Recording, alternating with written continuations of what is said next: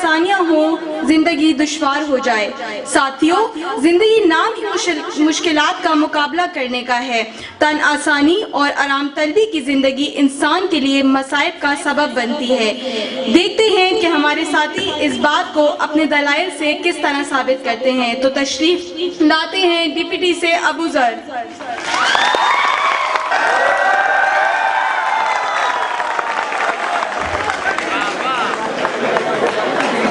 بسم اللہ الرحمن الرحیم۔ ابتدا ہے رب جلیل کے بابرکت نام سے، جو قادر مطلق ہے اور دلوں میں نور ایمان بھرنے والا ہے۔ تمام حاضرین مجلس السلام علیکم۔ آج میرا موضوع سخن ہے، اگر آسانیاں ہوں زندگی دشوار ہو جائے۔ بقول شاعر، قوم آوار عنا تاب ہے پھر سوئے حجاز، لے اڑا بلبل بے پر کو مذاق پرواز، مضطرب باغ کے ہر غنچے میں ہے بوئے نیاز، تو ذرا چھیڑ تو دے تشنہ مضراب ہے ساز، نغمے بیتاب ہے تاروں سے نکلنے کے لیے، تور مستر ہے اسی آگ میں جلنے کے لیے۔ جناب صدر، میں آج اس ایوان میں نوجوانوں کے ساتھ تمام دنیا کے مسلمانوں سے مخاطب ہوں جو اپنی تاریخ کو پیش کر سکتے ہوں۔ یہ اپنی فضاؤں میں محو پرواز ہیں، یہ بہادر اور غیور نوجوان۔ اگر ان کو روک کر پوچھا جائے تو مختصراً یہ بتائیں گے کہ میری تاریخ میں آدم کی توبہ ہے، شیس کا قیاس ہے، زکریا کی قربانی ہے، الیاس کی سوچ ہے، حیدر کی ذوالفقار ہے، قاسم کی یلغار ہے، محمد کا حجاز ہے، ابوبکر کا ایثار ہے، عمر کی غیرت ہے، عثمان کی قناعت ہے، وہ قیصر و دارا کے ٹوٹتے ہوئے پرچم، وہ خیبر کا اکھڑتا ہوا دروازہ، اور وہ عمر بن خطاب کے قدموں میں لڑکتا ہوا روم کا تاج۔ یہ سب ان نوجوانوں کی ملت شناسی میں ملے گا، اور یہ سب ان سینوں کے سر ہیں جنہوں نے اپنی شرر آبادی اور محنت سے اس دنیا کو دکھایا، تاریخ کو مجبور کیا کہ وہ فتح کا تاج خود اٹھا کر ان کے سر پہ رکھ دیں۔ بقول شاعر، کبھی یہ نوجوان مسلم تدبر بھی کیا تو نے، وہ کیا گردوں تھا تو جس کا ہے ایک ٹوٹا ہوا تارا، تجھے اس قوم نے پالا ہے آغوش محبت میں، کچل ڈالا تھا جس نے پاؤں میں تاج سر دارا۔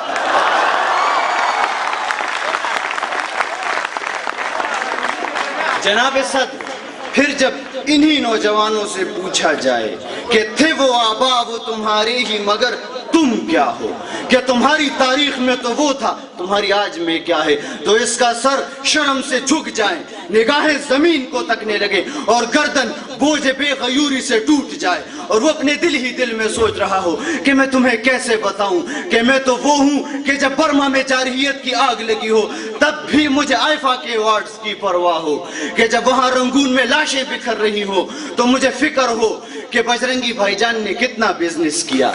کہ یہاں میرا اسلام صرف ٹک ٹاک تک محدود ہے، طبلے بازوں کے ساتھ ویڈیوز احادیث کی بنا دی اور بس۔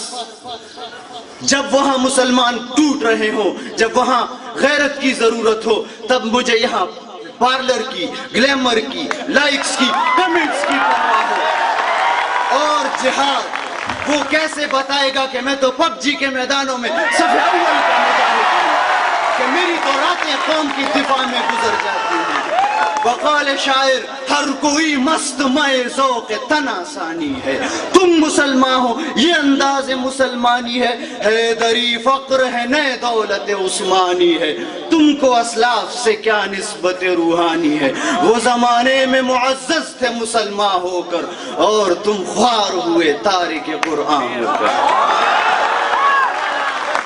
جناب صدر، میرے یہ الفاظ کسی ایک نوجوان کی زندگی تک محدود نہیں، نہ ہی میں کسی کو نیچا دکھانے کی کوشش کر رہا ہوں، میں صرف یہ بتا رہا ہوں کہ اللہ کی ذات اور اللہ کا قانون شرر آباد سینوں کو ہی تخت سلیمانی دیتا ہے، یہ ٹھنڈے دلوں کے لیے کچھ نہیں لاتا، ان کو تو جہنم میں بھی جگہ نہیں ملتی۔ میرے ساتھیوں، اگر اتنا ہو کہ اگر کوئی تمہاری ٹہنی اکھاڑے تو ان کے درخت اکھاڑ کر پھینک سکو، بارش بند کرے تو نہریں خشک کر دو، چاند کو ہاتھ لگائے تو راتیں تاریک کر دو، سورج کو چھیڑے تو ان کے سروں پر گرا دو، اور ایسا ہو تو زمین کے چپے چپے سے صدائیں آئیں گی، دخترے برق رنجو مہن بن کے ٹھن، ہر بدن میں اجل کی اگن کھول دے، لشکروں کا جگر چیر مستی میں آ، زلزلوں کی طرح ہم میں گرم کھول دے، دشمنوں کے لہو کی ہر ایک موج میں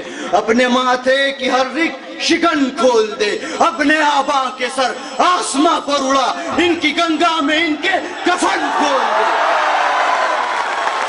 چھین لے دشمنوں کی بینائیاں، روز روشن میں نازل سیاہ رات کر، تیرے دشمن جہنم کا ایندھن بنے، ان پہ چنگاریوں کی وہ برسات کر۔